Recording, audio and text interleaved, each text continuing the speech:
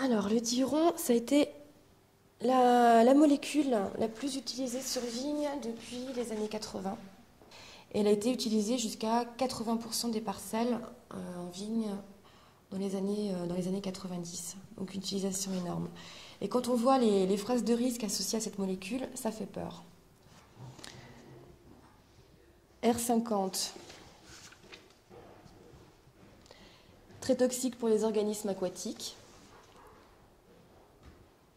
R53 peut entraîner des effets néfastes à long terme pour l'environnement aquatique.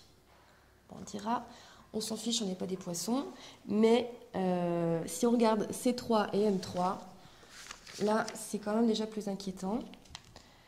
Si on se reporte C3 et M3, donc C3 signifie substance préoccupante pour l'homme en raison d'effets cancérogènes. Et si on regarde ce que signifie le code M3, là c'est préoccupant également car M3 signifie substance préoccupante en raison d'effets mutagènes possibles.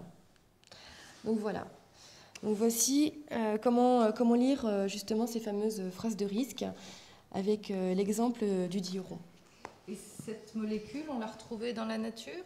Oui, bien sûr, c'est une des molécules avec les triazines qu'on retrouve le plus dans les eaux souterraines.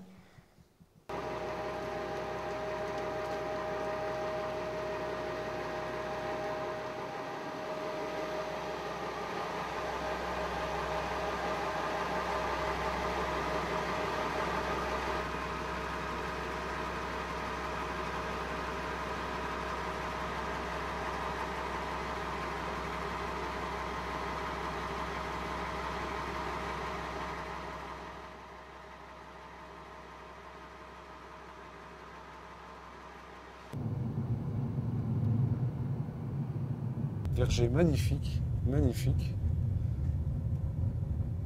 très souvent traité.